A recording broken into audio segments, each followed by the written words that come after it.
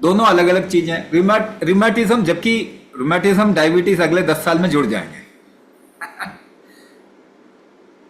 क्या अब आप पूरी ज्ञान चर्चा करना चाहते हैं, मगर मुझे पता नहीं आपको कितना समझ में आया। रिमेटिज्म जब आप बोलते हैं तो आप बोलते हैं मेरा इम्यूनिटी कंट्रोल में नहीं है, बार बार हाई होता है ना। तो आप जो शब्द बोल रहे हैं उसके पीछे का कारण अगर समझ जाएंगे तो उसको हैंडल किया जा सकता है। आप क्या बोल रहे हैं, जो कहते हैं मुझे रिमेटिज्म है, रिमेटिक आर्थराइटिस या रिमेटॉइड आर्थराइटिस या कोई और ऑटो इम्यून डिसऑर्डर है, ठीक है ना। जब आप ये कहते हैं तो आप कहते हैं कि मेरी इम्यूनिटी कंट्रोल में नहीं आ रही, मेरा मेटाबॉलिज्म डाउन हो चुका है। क्या कहते हैं आप, मेरा मेटाबॉलिज्म डाउन हो चुका है, मेरी इम्यूनिटी कंट्रोल में नहीं आ रही। क्यों नहीं आ रही, इम्यूनिटी बार बार हाई क्यों जा रही है? क्योंकि आपके शरीर में बहुत खतरा है। इम्यूनिटी क्या है? खतरे को निवारण का तरीका आपके शरीर का। जब खतरा होगा तो इम्यूनिटी हाई होगी, जब बीमारी होगी तो इम्यूनिटी हाई होगी।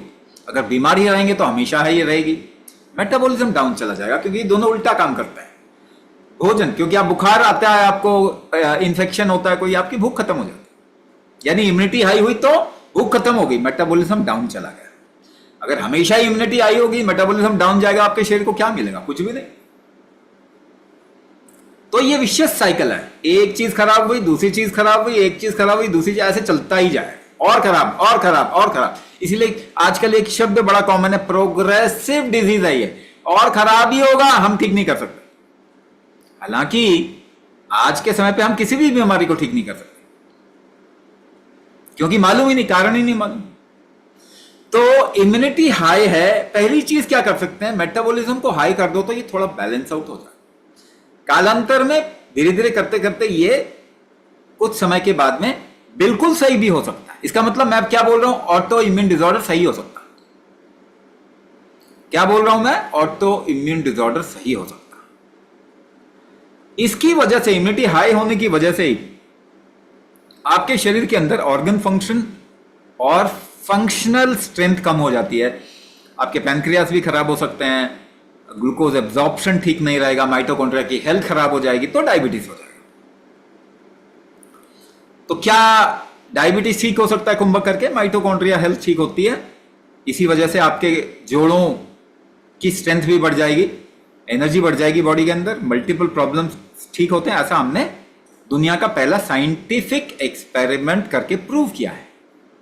दुनिया का पहला साइंटिफिक एक्सपेरिमेंट किया, जहां कुंभक और माइटोकॉन्ड्रिया हेल्थ को कोरिलेट किया हमने, और हमने देखा 4 हफ्ते के अंदर कुंभक से माइटोकॉन्ड्रिया की हेल्थ अच्छी हो जाती है। मेटाबॉलिज्म बढ़ता है कुंभक करने से, तो क्या होगा, इम्यून फैक्टर बैलेंस आउट होगा, मेटाबॉलिज्म बढ़ेगा, इम्यून फैक्टर बैलेंस होगा। इसी वजह से ऑटो इम्यून डिसऑर्डर ठीक होते हैं कुंभक करने से। रूमेटिज्म ठीक हो सकता है, टाइम अलग अलग लगेगा सबको, टाइम सबको अलग लगेगा, depending upon their condition of their body, शरीर की स्थिति को देख के टाइम अलग लगेगा, मगर रिवर्सल तो कुंभक से होगा ही होगा। कितना होगा ये आपके ऊपर भी डिपेंड करता है, आप कैसे प्रैक्टिस करते हैं, कितना आपको सही में इच्छा है कि शरीर को ठीक करें, रेगुलरिटी कितनी है, कितनी दवाइयां खाई हैं आपने, उन सबके ऊपर डिपेंड करता है। मगर ये है, आप कुंभक करो, आप एम्पावर हो गए, रिवर्स होगी प्रॉब्लम, ठीक होंगे ये आप, प्रॉब्लम कम होगी ही होगी, ये पक्का।